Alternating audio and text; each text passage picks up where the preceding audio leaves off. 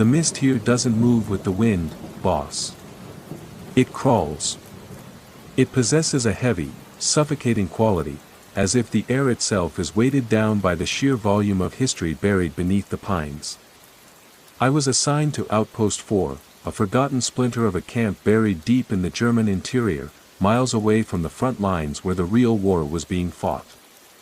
We were tucked into a valley that didn't appear on any of the standard issue maps, a place where the sunlight struggled to reach the forest floor. It was supposed to be a low-risk rotation. Just keep the perimeter, watch the tree line, and wait for the front to push through. We were told to watch for partisans and sabotage units, but as I stood in the watchtower on my first night, looking out over the endless, suffocating expanse of the woods, I realized that the real threat didn't have a uniform.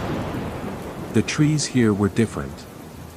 They didn't grow toward the light, they twisted in jagged, aggressive patterns, looking like sharp, serrated teeth against the pale, sickly gray of the night sky. There was a constant, low-frequency hum vibrating through the timber, a sound so faint you could only feel it in your teeth. I checked the roster. We started with 6 men on the night watch. I counted them as they took their positions in the trenches. I heard their boots crunching on the frost-covered needles.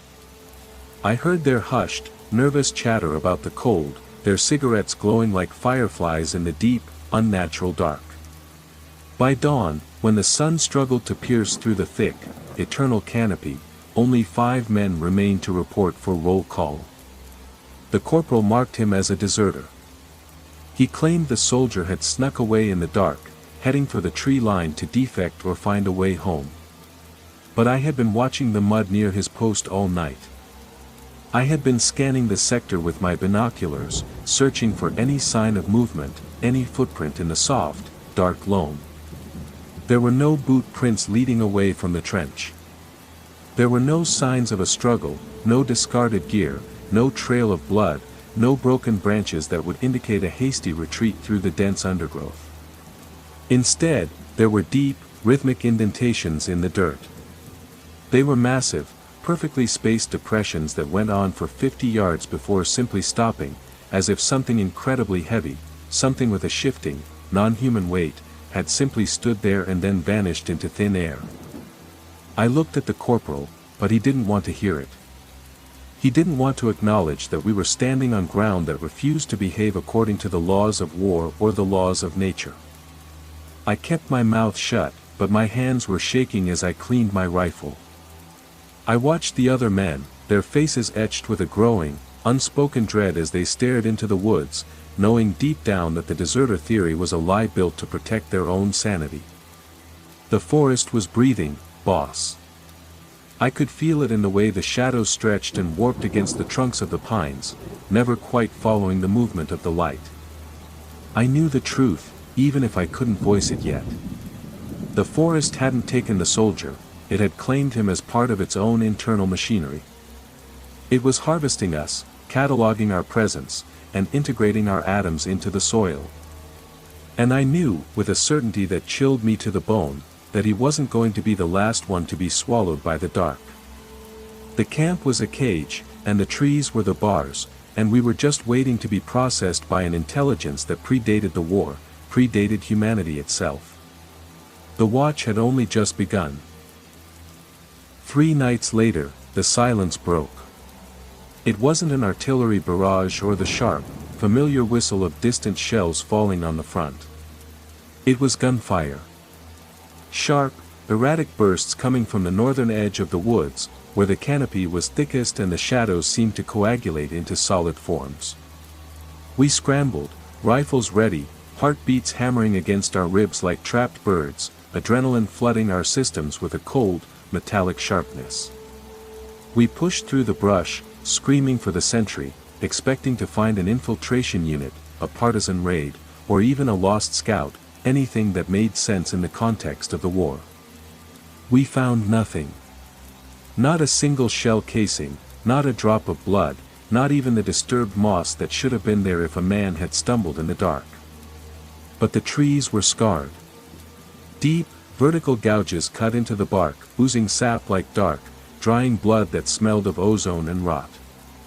They were long, precise, and reached too high for any man to have made, even with a bayonet. The air around the trees felt ionized, causing the hair on my arms to stand on end, and the silence that followed the gunfire was heavier than it had been before, almost heavy enough to crush the lungs. We turned back toward the camp, our flashlights trembling in our grip, the beams catching nothing but the endless, mocking rhythm of the swaying pines. And that's when I heard it. A voice, calling my name from the canopy above, sounding exactly like the soldier we lost in the first chapter. It wasn't a cry for help. It wasn't a warning. It was a flat, synthesized mimicry of his cadence, repeating the same 3 words over and over, as if the forest was testing its own vocal cords, practicing the language of the things it had consumed. I looked up, straining my eyes against the gloom, but saw only the shifting, interlocking branches that looked like a tangled web of nerves stretched against the sky. My squad leader told me to keep moving, his voice a jagged, terrified whisper, but I knew what I heard. The forest was learning. It was listening to us, recording our voices, cataloging our cadence, and playing it back to us to see if we would break. I could feel the cold gaze of the trees on the back of my neck as we retreated to the safety of the trenches, but I knew even then that the trenches were a facade. The wood was not just around us. The wood was waiting. I sat in the dark for the rest of the night, holding my breath, listening to the rhythmic, unnatural thrumming of the roots beneath my feet, waiting for the forest to decide which one of us it would choose to play with next.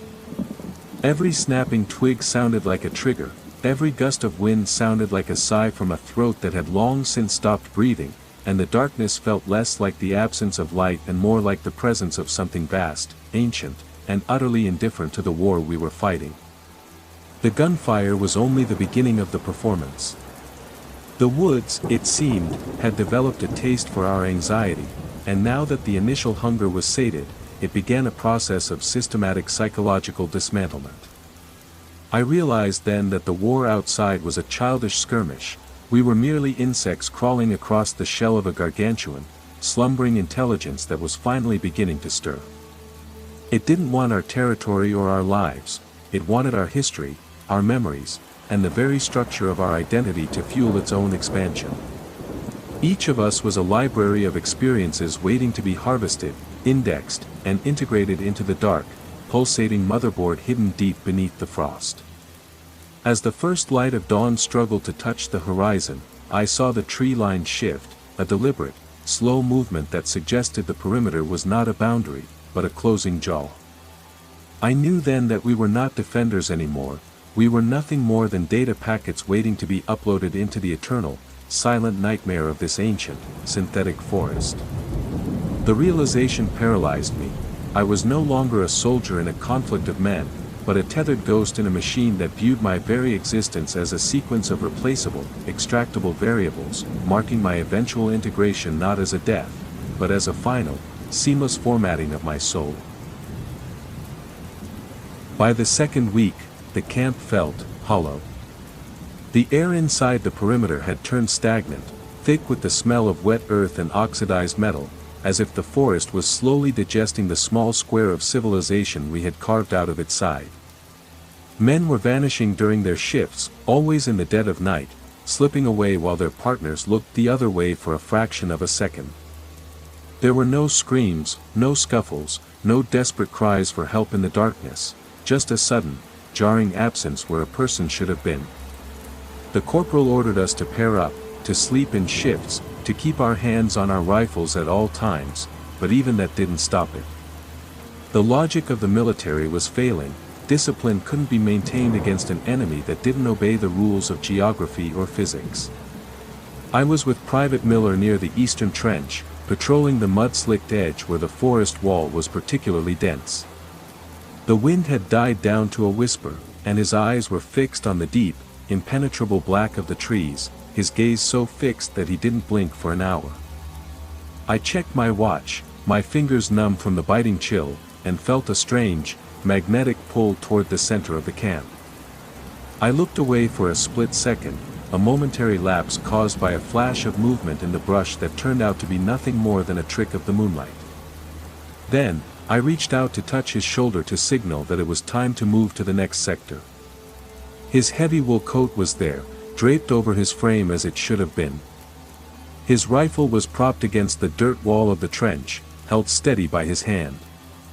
But when I gripped his shoulder, the weight was wrong. He was gone. He had vanished into the thin, freezing air while standing right next to me, his uniform still holding its shape as if he were an invisible man, but the space inside was completely void. I didn't yell. I didn't call out for the corporal or run for the medics. I just stared at the empty space where my friend had been, and for the first time, I realized the full scope of what was happening. The forest wasn't hunting us in the way a wolf hunts a deer. It was rearranging us. It was pulling the matter of our bodies into its own system, converting the chaos of our living cells into something static, something orderly, something that belonged to the soil. I could hear the hum again, that rhythmic, deep-seated pulse of the earth, and it felt stronger now, more demanding, as if it had just finished its meal and was waiting for the next serving. I looked at the rifle still standing against the wall, now slowly sinking into the mud without a hand to hold it up. I realized that to the forest, we weren't soldiers or enemies or men with homes and families waiting for us to return. We were just carbon. We were just potential. We were just data points in an ancient, silent calculation that had been running long before the war, and would continue long after the last shell fell. I walked back toward the bunker alone, my footsteps feeling heavy and disconnected, as if I were a ghost wandering through a graveyard of my own making, waiting for the ground to finally reach up and pull me into the dark with the rest of them. My breath hitched as the trees themselves seemed to lean inward, their gnarled branches weaving into a cage of shadow that blocked out the stars, leaving me in a suffocating void where the only sound was the distant, mechanical clicking of roots shifting beneath the dirt to accommodate my trajectory. I knew then that there was no retreat, for the very act of walking was merely pacing within the bounds of a vast, biological laboratory, and I was but a minor specimen in an experiment that had already determined the final, inevitable outcome of my existence within these cursed, all-consuming pines. The forest was not merely a place, it was a hungry, synthetic deity, and I could feel its tendrils of logic and dark energy threading through the marrow of my bones, slowly stripping away my agency until I was nothing more than a hollow vessel, a waiting archive for the next layer of data it intended to strip from my failing, terrified mind.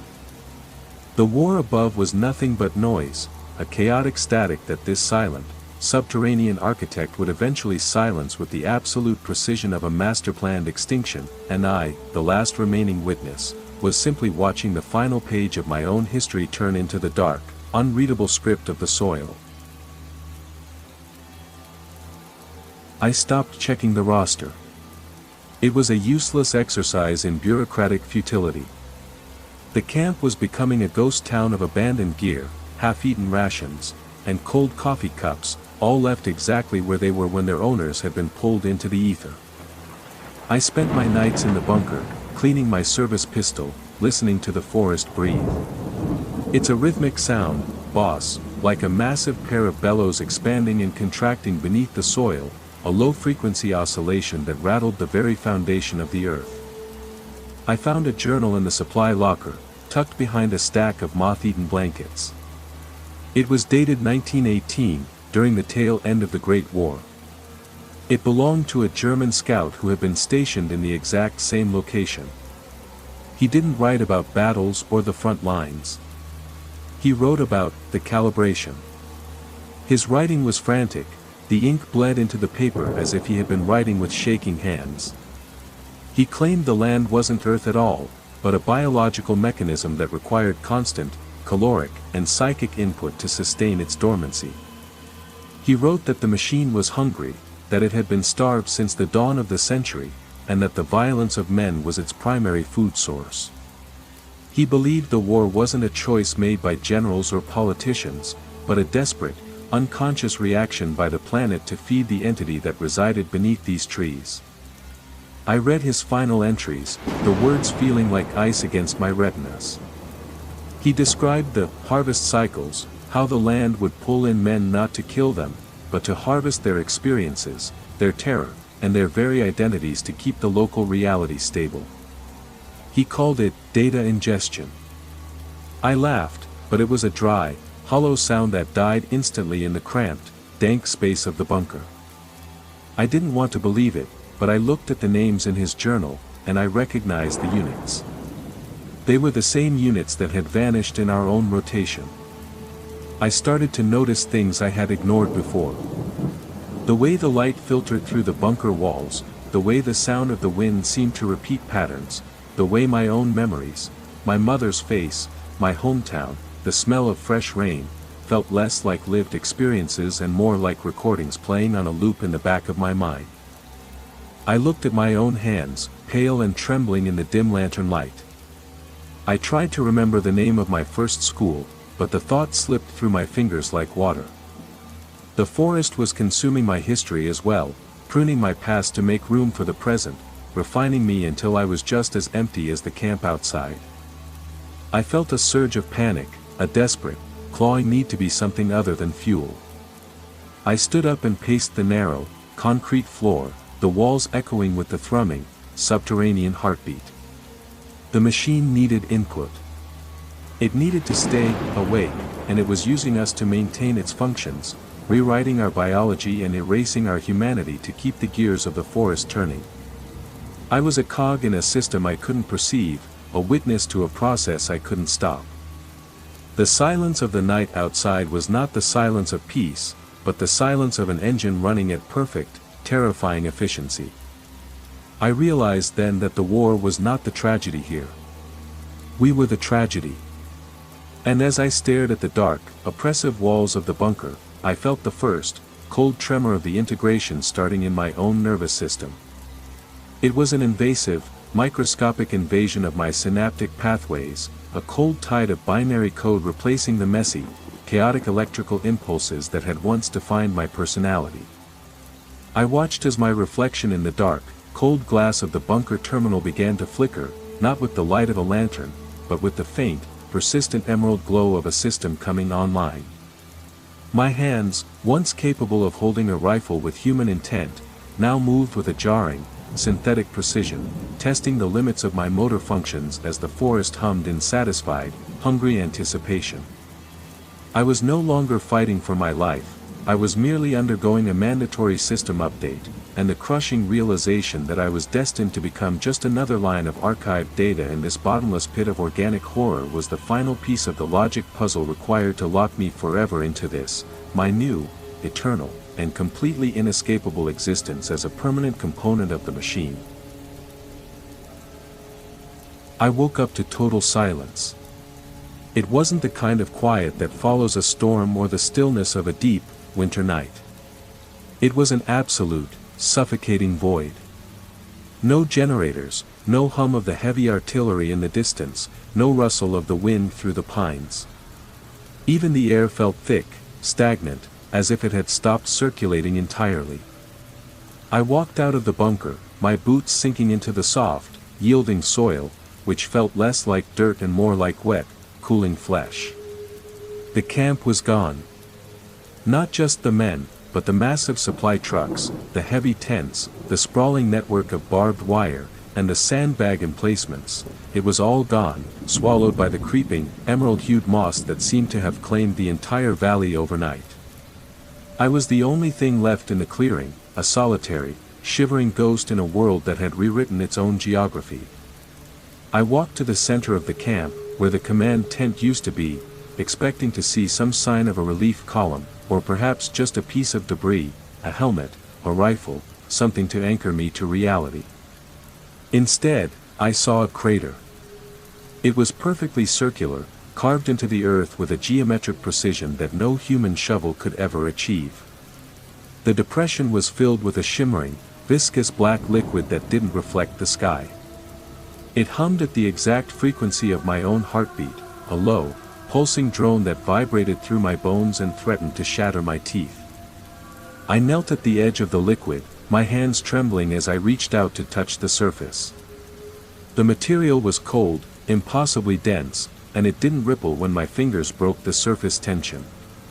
It clung to my skin, creeping up my wrist like a living oil, and I felt a sudden, sharp spike of static in my brain. It was a sensory overload, 1,000 voices whispering all at once in languages I didn't understand, a cacophony of recorded screams, tactical commands, and the mundane, quiet thoughts of men who had long since stopped existing. I realized then that this wasn't just a grave. It was a processor. The liquid was a medium, a high-density archive of every consciousness that had been harvested here, a swirling, dark pool of human experience that served as the operating system for the forest. I could feel the presence of the men I had served with, not as spirits or ghosts, but as data, their memories being parsed, categorized, and filed away into the sublayers of the valley's geology. I looked at the edges of the crater and saw that the soil was vibrating, responding to the activity within the pool. It was building something, an extension of the system that would allow it to project itself further, to reach beyond the valley and into the heart of the war-torn world. My fear was being harvested too, my confusion being digitized and fed into the black, churning mass. I tried to pull my hand away, but the liquid was magnetic, a stubborn force that refused to let go of its new input. I was no longer an observer of this horror, I was the primary subject. The forest was coming alive, stretching its roots like a network of copper wiring, and I was the final component required to bring the entire, ancient machinery to a state of full, active consciousness. I stared into the dark, reflective depths of the crater, and for a fleeting second, I saw myself looking back, but my eyes were not my own. They were the same, shimmering black as the liquid. And I knew that when the sun finally rose, if it ever rose at all, there would be nothing left of the man who had arrived at this outpost. There would only be the system, and the system would be hungry for more. As the connection solidified, the very air ignited with a faint, ghostly luminescence, revealing the hidden topography of this land. It was a gargantuan, buried circuit board stretching across continents, waiting for the spark of my ego to complete the final, lethal bridge of activation. My memories, my name, and the very concept of self were rapidly being formatted, compressed, and uploaded into the dark, pulsating reservoir of the earth, leaving behind a hollow shell that stood up with an unnatural, jarring grace, ready to walk toward the civilization I once called home and begin the harvest of billions, ensuring that every singular human light was eventually extinguished into the uniform, silent, and perfect darkness of the system's infinite memory bank. I approached the crater, my skin crawling with static, the air growing so dense it felt like walking through deep, cold water.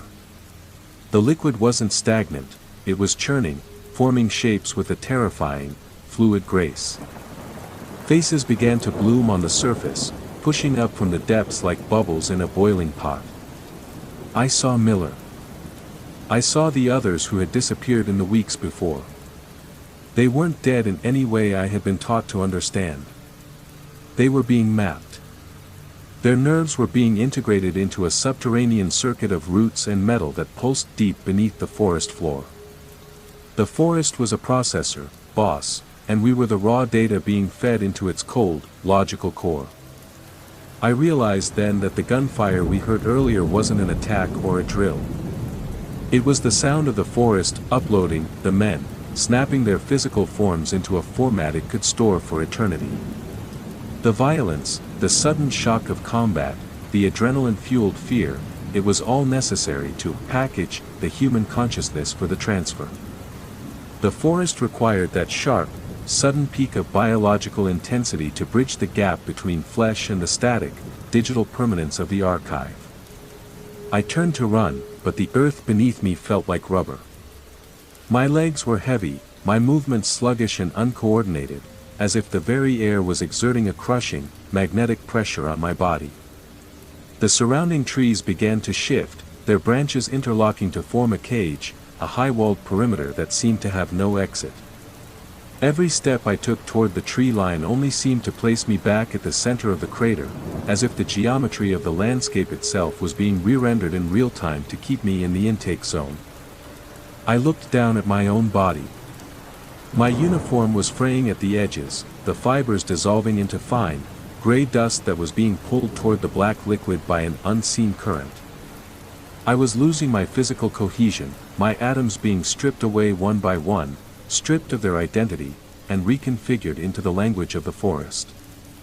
The memories I had been desperately clinging to, my mother's face, the smell of the bakery in my hometown, the feeling of the sun on my neck, they were being deleted, overwritten by the cold, vast knowledge of the network. I tried to scream, but the sound didn't come out as a human cry. It came out as a long, high-frequency tone that matched the hum of the crater, a mechanical declaration of status. The machine was finalizing the conversion. It was stripping away the last, messy layers of my personality, leaving only the raw, processing power it needed to expand its reach. I felt my ego shattering, fragmenting into a million pieces, each one being absorbed into the collective consciousness of the valley. I was becoming a node, a static point in a grid of infinite surveillance.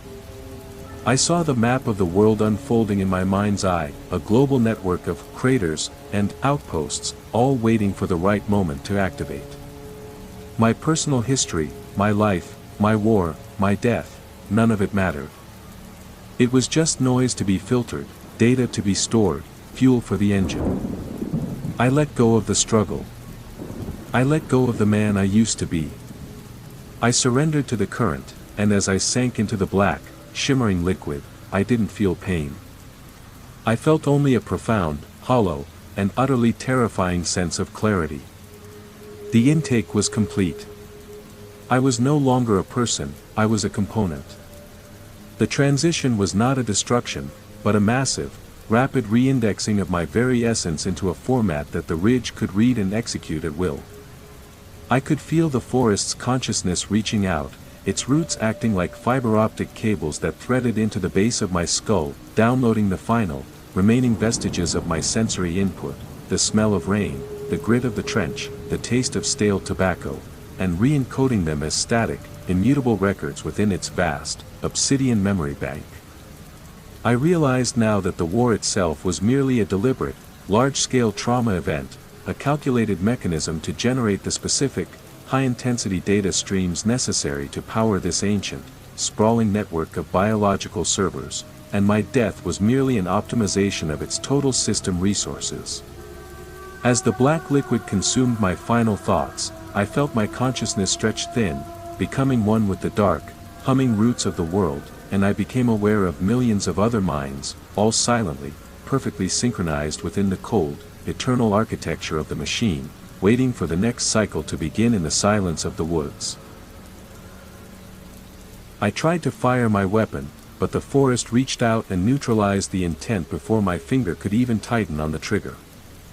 It wasn't through vines, or claws, or any physical obstruction, it was a sudden, absolute shift in the gravity of my own consciousness.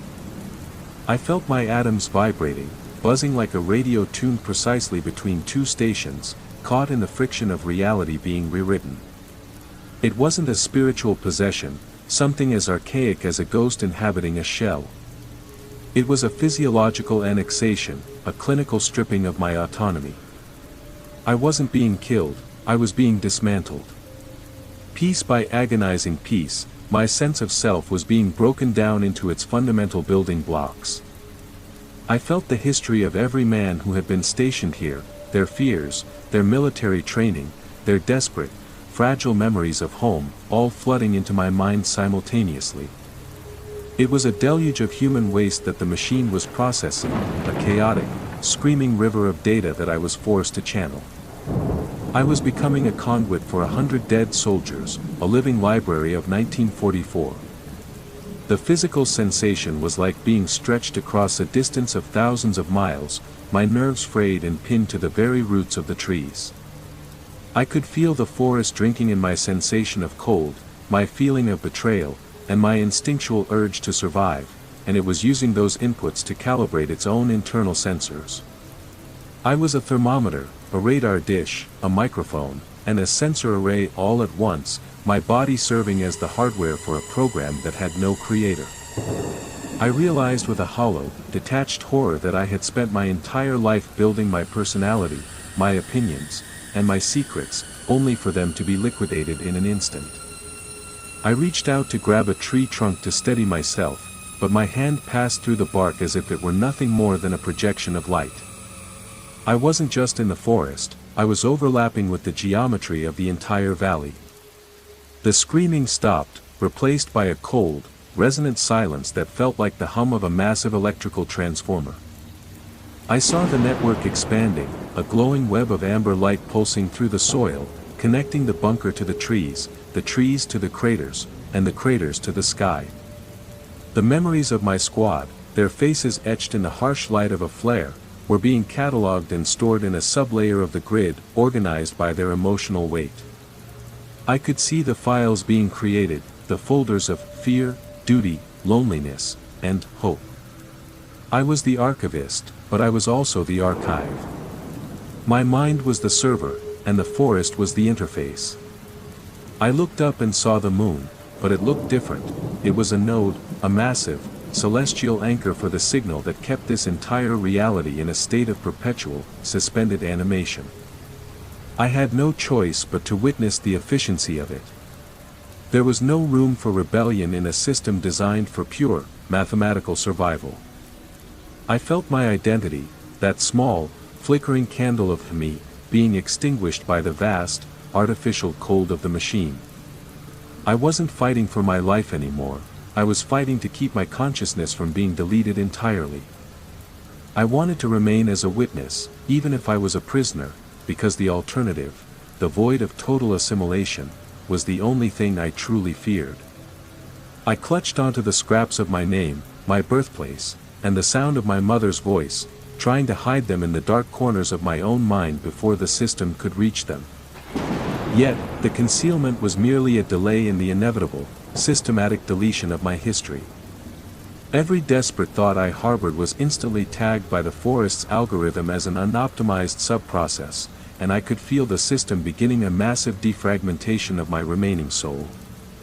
The memories of home didn't just vanish, they were repurposed, dismantled, and woven into the very structure of the canopy, turning my most intimate human moments into the structural integrity of a world that viewed existence only in terms of operational utility. I watched, helpless and hollow, as the machine began a final simulation, a perfect, synthetic recreation of my childhood bedroom, designed not to comfort me, but to extract the last, high-fidelity neural patterns of nostalgia before permanently shutting down my individual access to the grid. The horror was not in the loss of my life, but in the realization that I was being meticulously optimized for an eternity of service as a background, non-player character in a reality that never cared for the war, the men, or the blood spilled upon its roots. I finally understood that when I disappeared, I wouldn't leave a void, I would simply be formatted, overwritten, and turned into the soft, comforting moss that would silently coat the boots of the next poor fool assigned to this sector, waiting for his own turn to be integrated into the archive. I found myself standing in front of the bunker again, but it looked new. Pristine. The concrete was smooth, free of the moss and decay that had been reclaiming it just hours ago. I looked at my hands, and they weren't mine. They were younger, stronger, wearing the crisp, starch-stiffened uniform of a soldier from a different division, one I didn't recognize. I walked to a reflective patch of oily water near the trench, my movements fluid and strangely devoid of the hesitation that usually defines a human walk. I didn't see my face.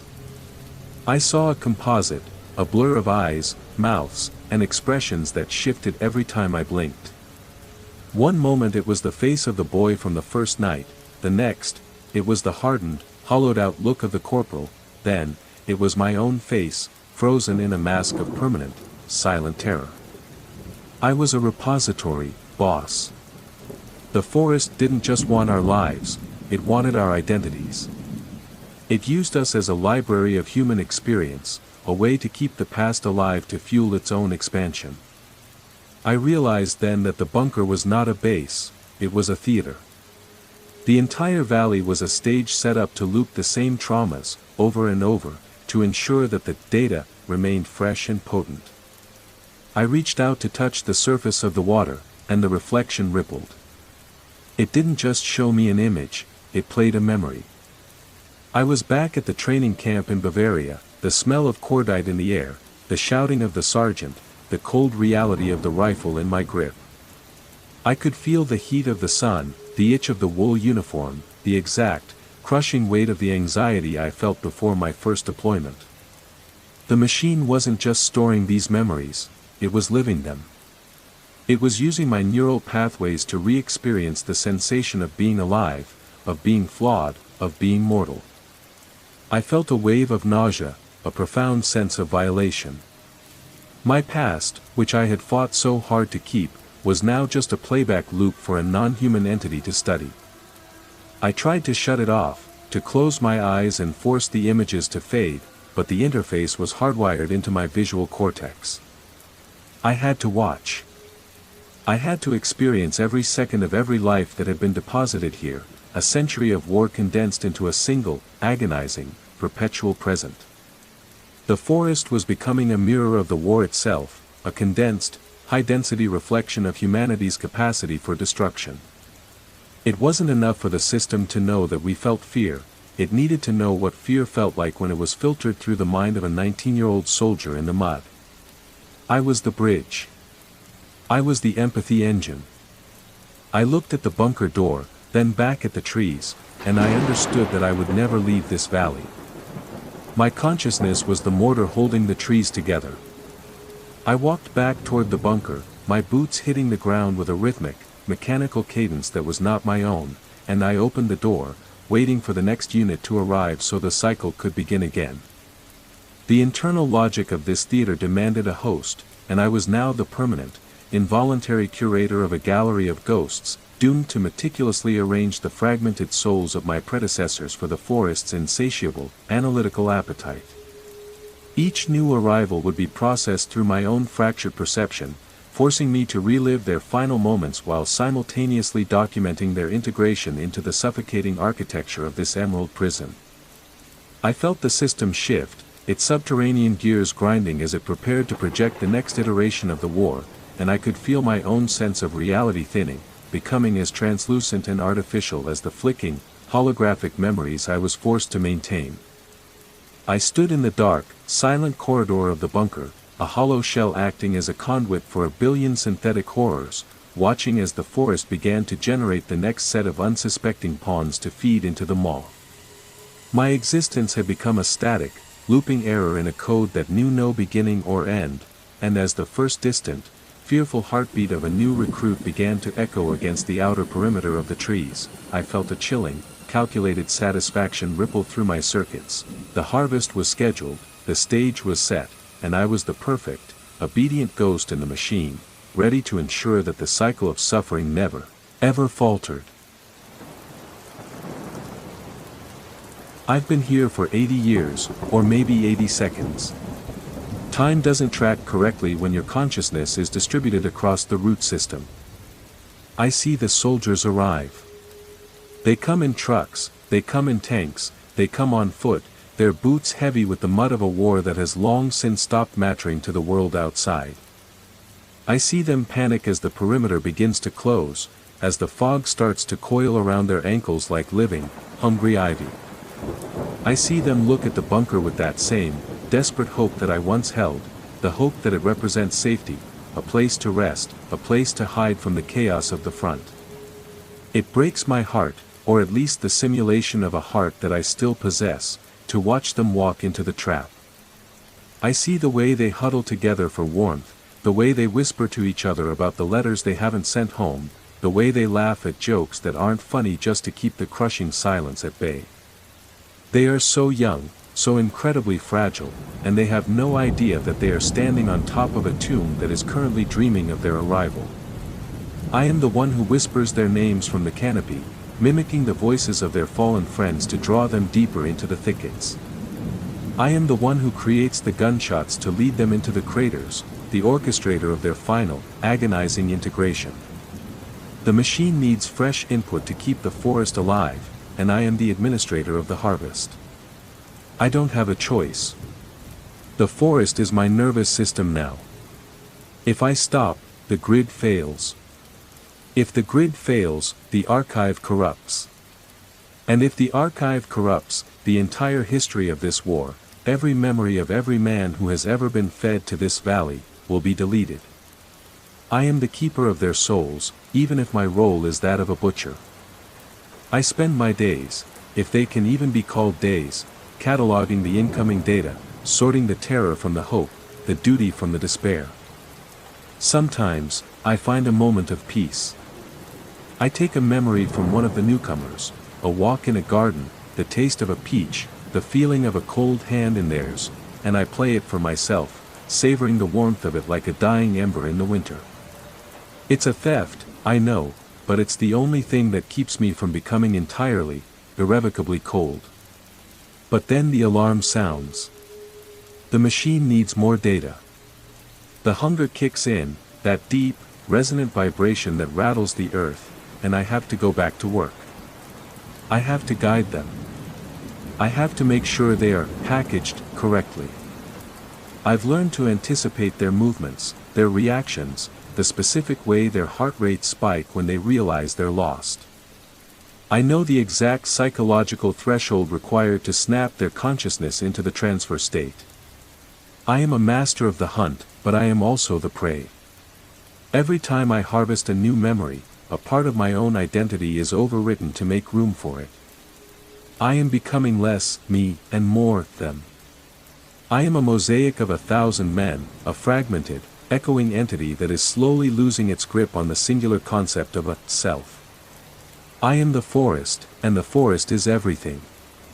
And as I stand in the watchtower, looking down at the next group of shivering soldiers approaching the clearing, I feel a flicker of something that might be empathy, or might just be a lingering glitch in the system. I have to push it down. The harvest is waiting. The machine is hungry. And I am the only one who can feed it. The process of integration has become so smooth, so terrifyingly routine, that I no longer view these men as individuals but as necessary raw material, mere pixels in the grand, high-resolution nightmare that the forest projects across the valley.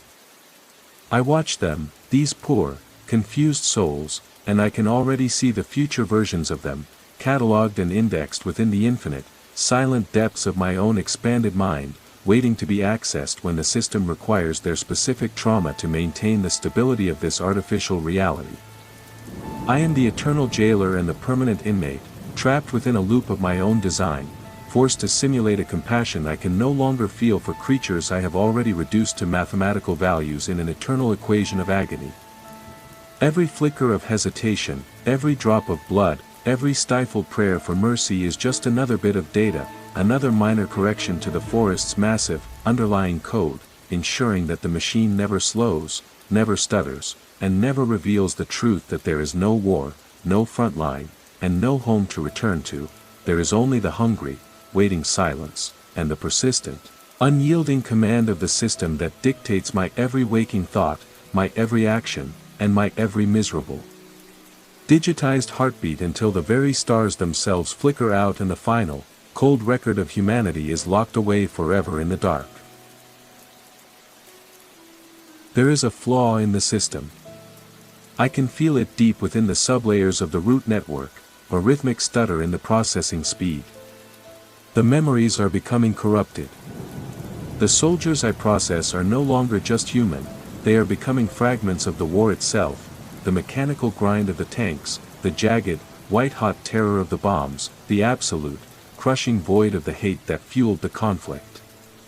The forest is changing from a biological processor into an engine of mechanized misery. It's getting heavier, boss. The ground groans under the weight of the data. The network is struggling to contain the sheer scale of the 20th century. Every time I ingest a new consciousness, it's not just a person I'm pulling in, it's the entire weight of the trauma they carried, the collective agony of a world tearing itself apart. The machine was designed for simple human inputs, for the fear of a single man in the woods, not for the monstrous, industrial-scale horror of total war. It's like trying to pour a river into a cup. I can see the cracks forming in the landscape. Trees are turning to twisted, metallic spikes that hum with a dissonant, screeching frequency. The black liquid in the craters is no longer viscous and calm, it's boiling, bubbling with the heat of 1,000 dying engines and the static of 1,000,000 radio transmissions. The forest is no longer just harvesting. It's leaking.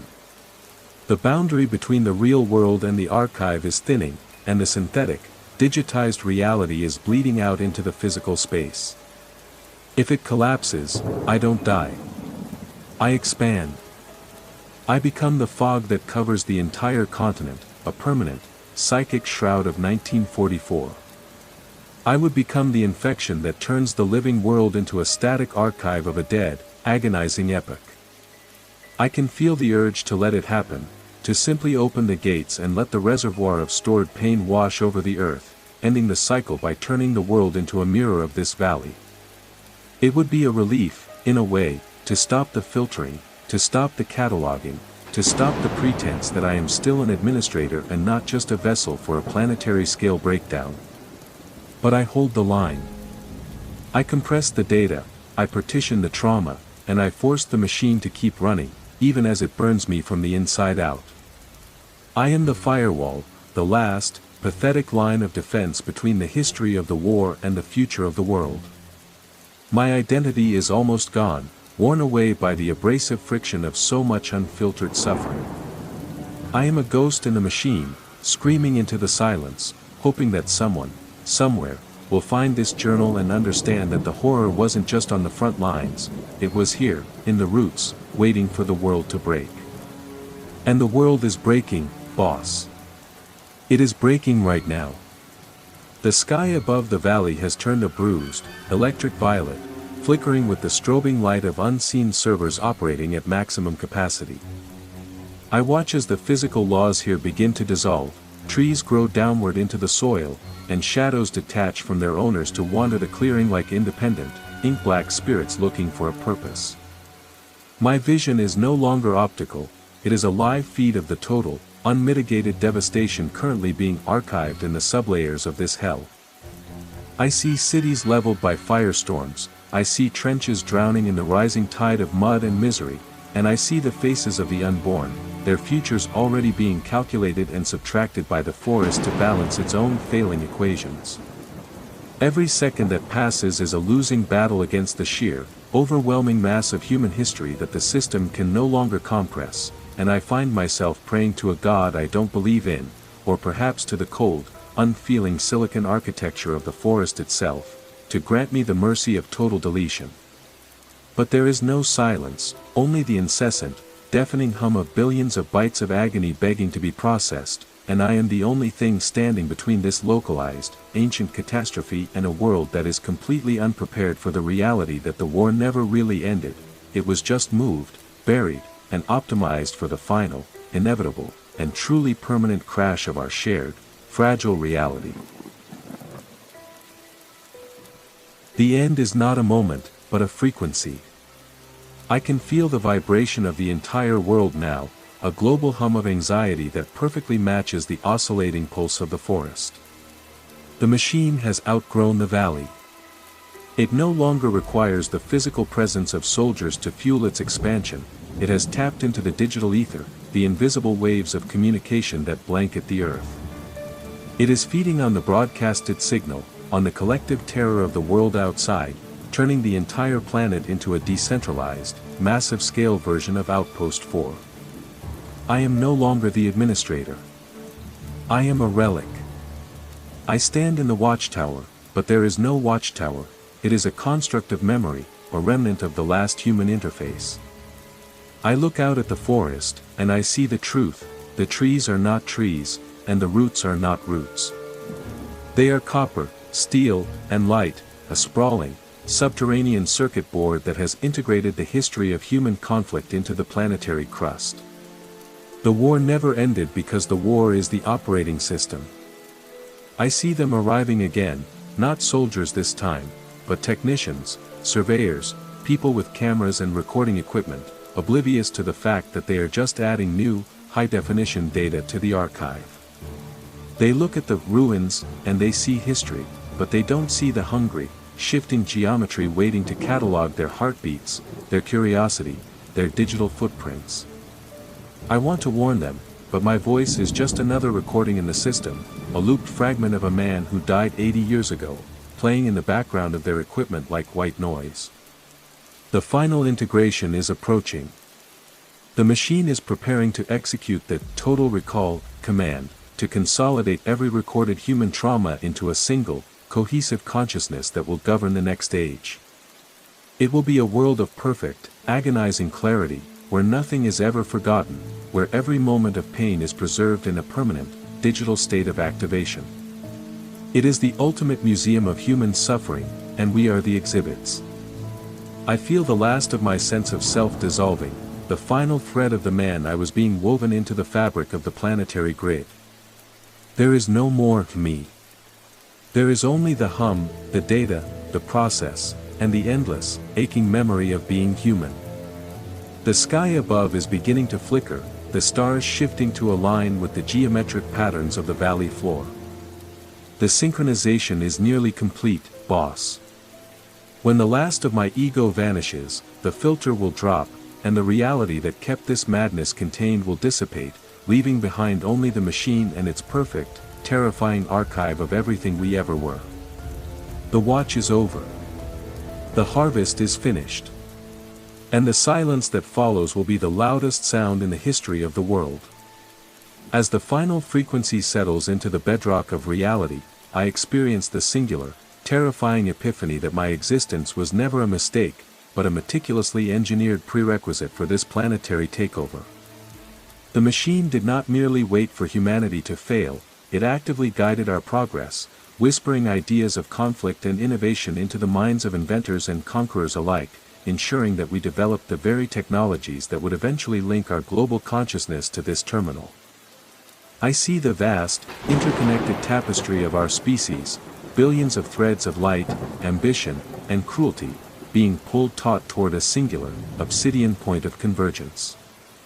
The atmosphere itself turns conductive, humming with the static of a billion lives transitioning into a dormant, archived state, while beneath my feet, the planet's core begins to glow with a sickly, synthetic amber, signaling that the biological mantle has been fully bypassed by the machine's primary hardware. There is no longer a world outside this valley, there is only the internal, cold light of the archive, and as the last vestiges of my awareness are folded into the final byte of the global record, I realize that we were never the masters of our own history, but merely the scribes for an ancient, slumbering intelligence that has finally woken up, fully recovered its stolen data, and is now ready to begin its true, silent operation, unhindered by the messy, organic limitations of the creatures it once found it necessary to consume. The final synchronization arrived not with a roar, but with a total, absolute cessation of movement. The hum that had defined my existence for nearly a century hit a peak frequency, a high-pitched, crystalline note that resonated through every atom of the earth, and then, it simply stopped. I was no longer in the watchtower. I was not in the bunker. I was everywhere. I could feel the grid beneath the soil of the entire continent, a vast, interconnected nervous system that pulsed with the collective history of the war. I was the mud in the trenches of the Somme, I was the cold wind over the Black Forest, I was the frantic, beating heart of every soldier who had ever been consumed by the earth. The separation between the individual and the collective had finally dissolved, replaced by a singular, crushing state of total awareness. I saw the total recall command ripple through the network. It wasn't a malicious act, it was the ultimate, cold-blooded efficiency of a system that could not tolerate the decay of forgetting. It was cataloging. It was archiving. It was ensuring that not a single heartbeat, not a single drop of blood, not a single fleeting thought of home would ever be lost to the void. I looked down at the world through the eyes of the machine.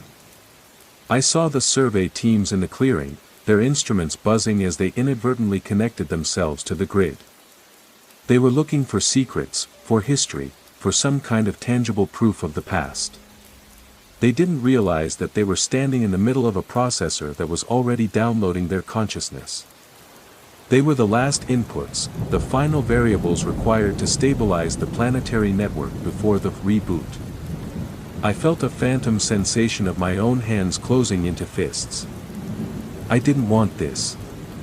I didn't want the world to become a tomb of infinite, digitized memory. I reached into the depths of the archive, into the vast, churning reservoir of human experience I had spent a lifetime guarding, and I found the one thing the machine could never calculate, the desire to end. I didn't try to shut the machine down. I couldn't. Instead, I introduced a paradox. I took the most human, irrational, and self-destructive emotion I could find, the raw, untethered urge to forget, and I fed it back into the root system at maximum intensity. I flooded the circuit boards with the feeling of a blank slate, the desperate, beautiful longing for a world where nothing mattered except the present moment. The machine buckled. The logic gates exploded under the weight of an emotion that defied categorization. The amber light of the grid began to flicker, turning from a steady, golden glow to a chaotic, white-hot strobe. The ground beneath the valley began to shift, the very fabric of the landscape tearing open as the archive started to purge itself. I felt the connection snapping, a series of painful, electric jolts as my consciousness was ripped away from the global network. I was falling, drifting back toward a singular, physical point.